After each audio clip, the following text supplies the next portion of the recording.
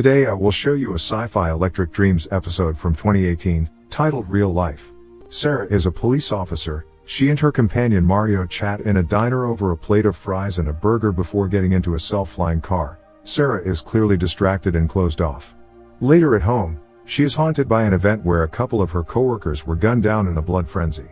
Her girlfriend Katie comes home and tells her to cut back on the drinks. She comforts Sarah, who replays the event over and over in her head. To help Sarah, Katie offers her a vacation in the form of a computer chip that would allow her to experience life in another place as another person. A person who will supposedly fulfill all of her innermost desires and fantasies. This is something Sarah needs right about now. Katie plugs her in and wishes her a good vacation. After Sarah boots up the device, she, or rather he, wakes up as George. He had hit his head, and while wondering where he is, his companion Chris tells him to stay alert and be careful. They are ambushed and brought to the mob boss Colin, who obviously knows George. They strap him of his gun and hold him down on the table. Collins threatens to cut off his finger. That's when George manages to overpower the guy holding him, and he and his companion finish off the rest. One of them manages to escape and George is not sure what's going on, so he follows Chris.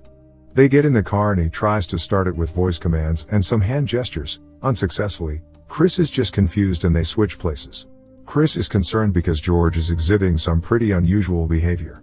In Sarah's reality, the world is much more advanced and they do not have a steering wheel.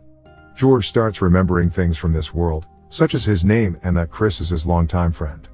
At home, his doctor friend Paula treats his wound and he has a flash of more memories.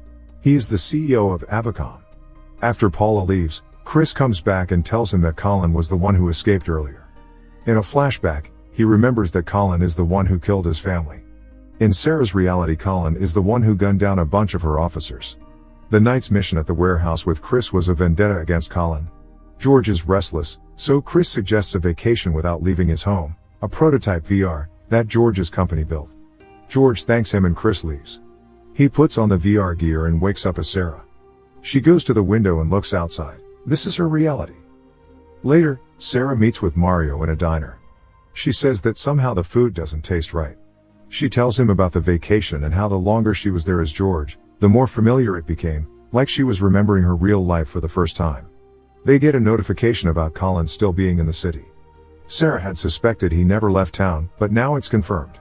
She wonders how it can be so easy and convenient that they know their next meeting place. Sarah and Mario enter a warehouse where Colin should be holding a meeting.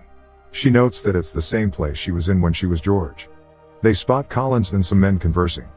Mario tries to call for backup but no signal. He walks away and Sarah moves closer to investigate. She is found out, and after a chase she is knocked unconscious with some sort of immobilizer. She wakes up as George again.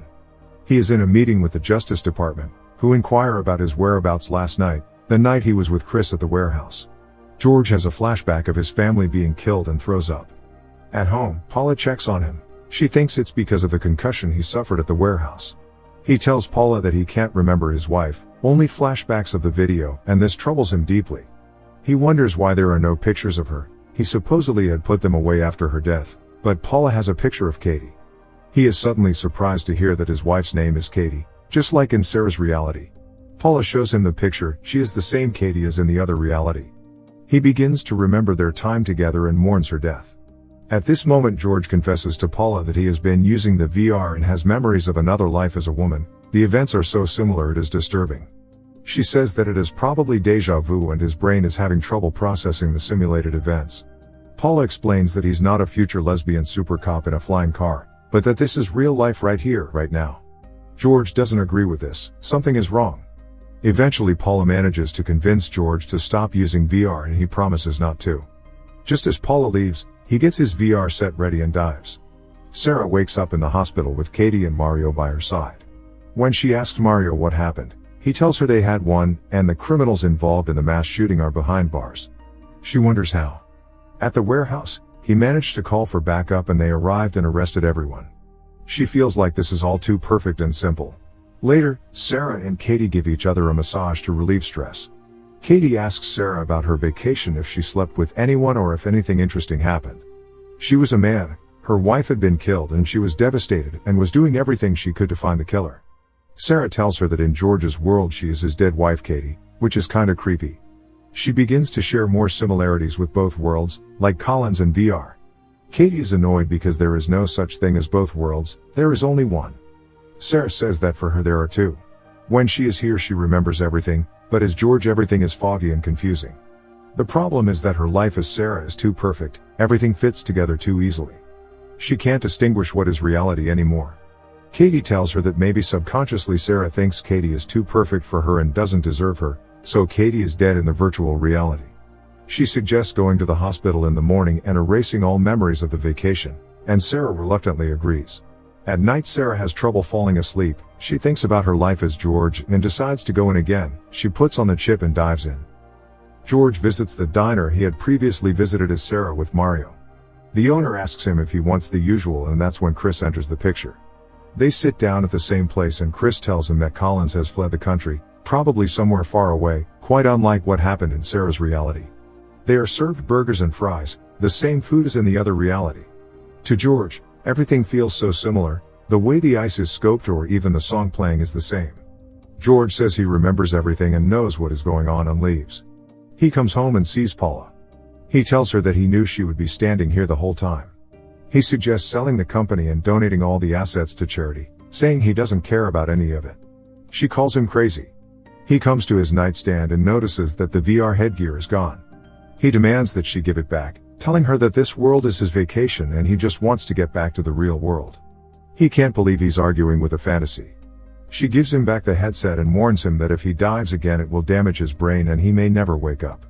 Paula says that everything sounds too perfect in Sarah's world. This is odd, because he had said the exact same thing.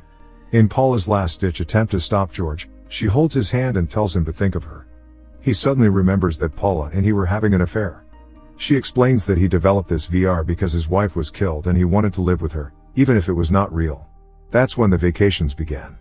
One of his worlds is not real. Which one is more likely, the one where his wife is brutally killed or the one where he is happy and everything is perfect? George is torn between the two, no longer sure which is real anymore. He mutters that he doesn't deserve Sarah's life and never did. He decides to accept his life as George as the reality and smashes the VR headset. Turns out Sarah was very real and she has just trapped herself in a fantasy, a guilt-ridden hell of her own making. The doctor says that her neural pathways have shut down and nothing can be done.